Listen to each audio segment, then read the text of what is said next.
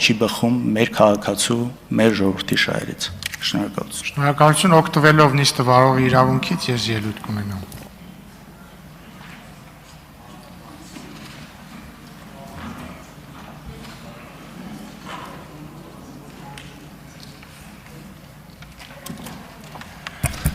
Հարգելի գործընկերներ, այս քննարկումը եւ հատկապես Հայաստան խմբակցության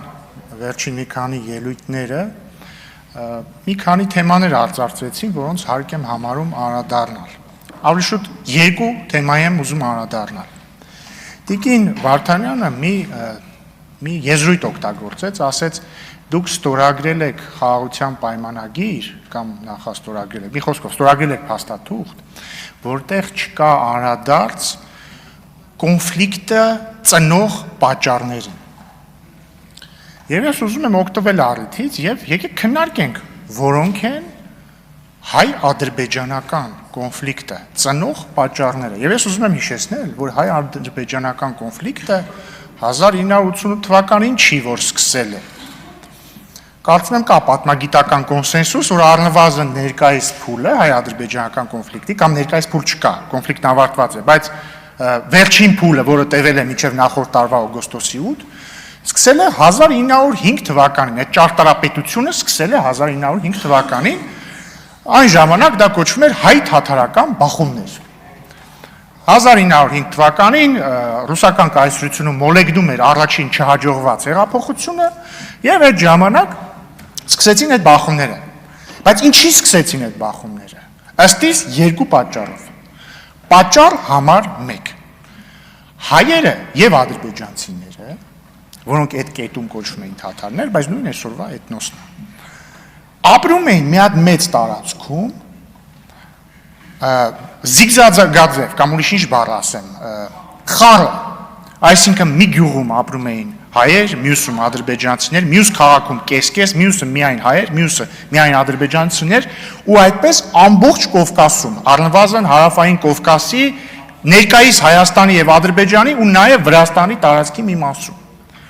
Եվ եթե նայեք համաշխարհային կոնֆլիկտները, հատկապես փոքր եւ միջին ազգերի, կոնֆլիկտների պատմությունը գրեթե միշտ սկսում է այդպես։ Այդպես ա եղել օրինակ Բոսնիայում կոնֆլիկտը սերբերի, տեղի բոսնիացի մուսուլմանների եւ խորվատների, այդպես ա եղել օրինակ Կիպրոսի կոնֆլիկտը հույների եւ թուրքերի միջեւ, այդպես ա եղել Կոսովոյի շուրջ կոնֆլիկտը, այդպես ա եղել օրինակ Հյուսիսային Մակեդոնիայում որոշ իրադարձություններ, որոնք Փառք Աստծո ամբողջական կոնֆլիկտի չվերածվեցին։ Ու այսպես շարունակ, միշտ համարյա միշտ, երբ որ փոքր եւ միջին ազգերի մասն ենք խոսում, կոնֆլիկտը ծնվում է, երբ որ երկու կամ ավելի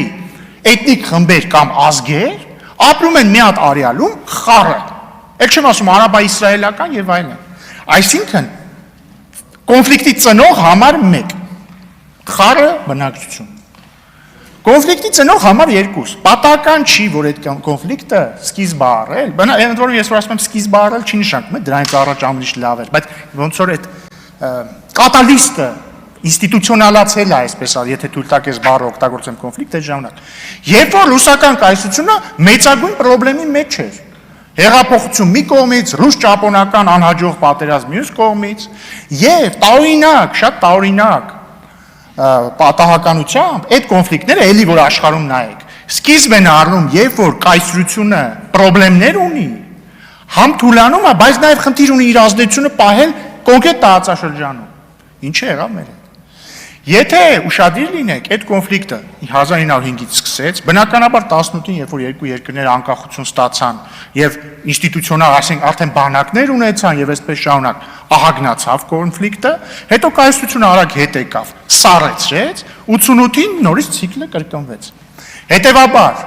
երկու պատճառ, խառը բնակչություն մեկ արեալում եւ կայսրության,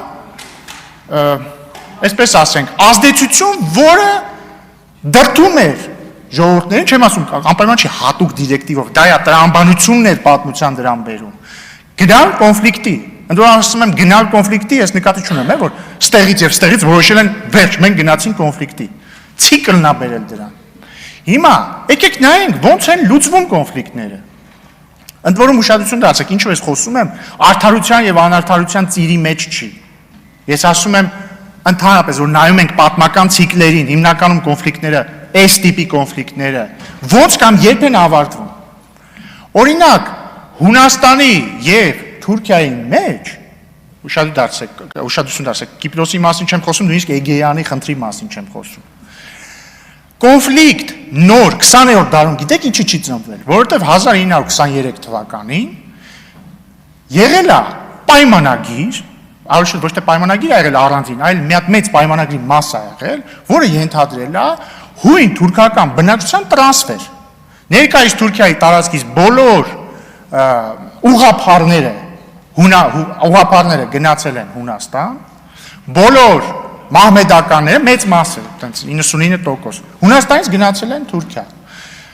Պոնտոսի հույների մի մասն էլ իդեպ եկել են Կովկաս, Հայաստան եւ այսպես շարունակ։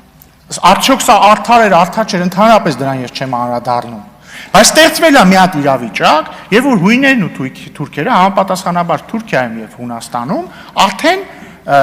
կոմպակտ եւ մեծամասնություն կազմող ժողովուրդներ են դարձել եւ դրա արդյունքում իմ գնահատմամբ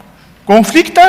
չի դարձել էթնիկ իրանց մեջ, ամենայն դեպս միջպետական էթնիկ կոնֆլիկտի չի վերածվել։ Հիմա այսօր եկանք կարճ էքսկուրս էր սա, կամ իմ վերլուծությունը, եկանք այսօր, մենք ինչ ենք ասում, ասում ենք ժողովուրդ ջան, այո, մենք տեսել ենք բազմաթիվ անարդարություններ, ցավ, զոհեր, արյուն, ինչքան ուզեք արյուն, այո։ Բայց մենք այսօր ունենք մի հատ իրավիճակ, երբ որ Հայաստանի Հանրապետությունում ապրում ենք մենք, հայերս, մեր սիրելի եղբայրները, եզդի եղբայրները, քուրդ եղբայրները եւ քույրերը, ասորի քույրերը եւ եղբայրները, ռուս քույրերն ու եղբայրները եւ այսպես շարունակ, նաեւ Ղարաբաղի մեր սիրելի քույրերն ու եղբայրները, որոնք ստեղ ընդհանրապես հյուր չեն իրանց հայրենիքում են, ադրբեջանցիներն էլ ապրում են Ադրբեջանում։ Հիմա, եթե մենք ուզում ենք չվերածնել կոնֆլիկտի պատճառը, ուրեմն մենք չպետք է վերականգնենք այն ճարտարապետությունը, կամ չպետք է խոսենք այն ճարտարապետության վերականգնման մասին, որը մոտավորապես նույն 1905-ի վիճակին է բերում։ Մի վարքյան։ Մի ընդհատեք տեղից։ Դա ենք ասում, եւ հետեւաբար այդ բոլոր խոսակցությունները բնակչության վերադարձի մասին կոնֆլիկտացին են, չեմ ասում, անարդար է։ Մարդկային տեսանկյունից կարող արդար լինի։ Տիկին Արեգա Հովսեփյանի տեսանկյունից իհարկե արդար է։ Ինքը ասում է, չգիտեմ, երբ է տեղափոխվել Հայաստանի Հանրապետություն, բայց կարող ասի, ես ուզում եմ գնամ իմ տուն։ Բայց երբ որ դու դա ձևակերպում ես որպես պետական նպատակ, դա նշանակում է վերացնել կոնֆլիկտային տրամաբանությունը։ Մենք առաջարկում ենք այսօրվա իրավիճակը ֆիքսել, գնալ առաջ եւ ապահովել 100-ամյա խաղաղություն։ Բայց ժամանակը քիչ է մի հատ էլ բան ասեմ։ Երկրորդ թեման, որ դուք բացացրեցիք, դուք Տիկին Վարդանյան եւ դուք պարոն Քոչարյան։ Եկեք ես միամիտի տեսքով ասում եք,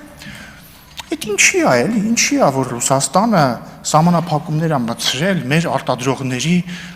ապրանքների ներկրման, ինչի է, տենաս ինչի կլինի, ինչից կլինի։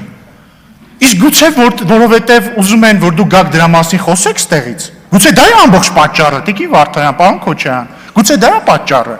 Ասում եք, որովհետև օրենք եք ընդունել Եվրամիության մասին։ Ես ձեզ ուզում եմ հիշեցնել, որ այդ օրենքը ընդունվել է 2025 թվականի որ ամիսներ, փետրվարներ, մարտներ, մայիս, լավ։ Մարտի 5-ին, այսինքն մարտին խնդիր չկար, ապրիլին չկար, մայիսին չկար եւ այսպես շարունակ, մեկ էլ հոպ հանկարծ երջանիկ պատահականությամբ, երբ որ քարոզարշավեր ու ձեր այս երկու ուժերը մասնակցում եք ընտրություններին, հանկարծ տեսա խնդիր առաջացավ ու սահմանափակումներ մտան։ Կարող է ամբողջ Հայաստան խմբակցություն լռեք։ Լռեք։ Պարոն Մանուկյան, խնդրում եմ համբերատար լսեք ինձ եւ վերականգնեք ինձ ժամանակ։ Այո, վերականգնեք պարոն Ռուբինյանի ժամանակ։ Արգելի գործընկերներ, գուցե դա պատճառը։ Գուցե ամբողջ պատճառը ձեր քաղաքական ասելիք տալն է։ Գուցե ամբողջ պատճառը օրինակ մեր քաղաքացիներին տնտեսական դժվարություններ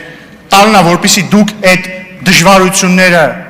կթեք քաղաքականապես։ Գուցե դա է պատճառը։ Օրինակ, ես զգում եմ էլի, ինչ լինում է Հայաստանի հետ, արդար, անարդար։ Դուք գալիս, երբեք մի անգամ չի եղել, էլի, գաք ձեր պետությունը պաշտպանեք այս կոնտեքստում։ Այսօրվա պես հիշում եմ 2021 թիվներ, այն ժամանակ Հայաստան խմբակցություններ ամենամեծ ընդդիմադիր խմբակցությունը, մի քանի հոգի պատգամավոր որոշել էին գնային Ղարաբաղ։ Լաչինի միջանցքը շրջափակված չէ, այսինքն բլոկավորված չէր, որոշել էին գնային Ղարաբաղ։ Գնացել հասել են այն ժամանակ ռուս խաղապահ զորակազմի վերահսկողության ներքո էր Լաչինի միջանցքը ըստ նոյեմբերի 9-ի հայտարարության էլ այդտեղով ազատ անցուդարձ պետք է լիներ։ Մեր սիրելի падգամավորները գնացել էին Ղարաբաղ, հասել էին Լաչինի միջանցքի սկզբին, ռուս խաղապահները իրանք չէին թողել մտնեին։ Չէին թողել։ Ես դատապարտեցի, որ իմ սիրելի ընդդիմադիր գործընկերներին չեն թողել նոյեմբերի 9-ի հայտարարության խախտմամբ, չեն թողել մտնել Ղարաբաղ։ Իսկ իմ ընդդիմադիր գործընկերները գիտեք ինչ արեցին։ Ոչ մի ծպտում։ Ու ասեցին, մի բան էլ ավել, ասեցին բան, մեր իշխանությունների ցուցումով է դա եղել։ Ժողովուրդ ջան, խնդրում եմ, մի պահեք ձեզ պրոքսիի պես։ Ձեր քաղաքական կյանքում մի անգամ կանգնեք ձեր պետության կողքին։ Ես 1000 անգամ ասել եմ, նորից կասեմ։ Ես հասկանում եմ սիրելի դաշնակցություն, որ դուք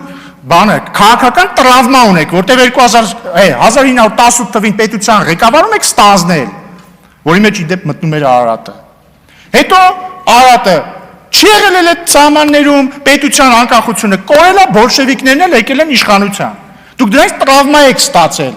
Բայց լավ է տրավման մի փաթաթեք մեր վզին։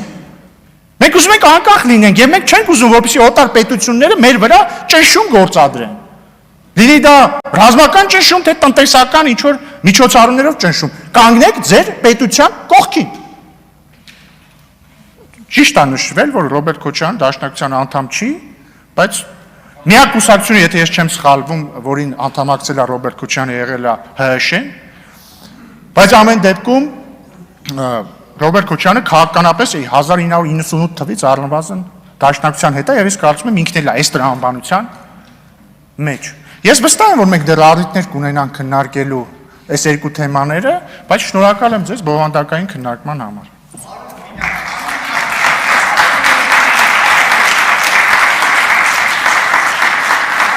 Մարիա Կարապետյան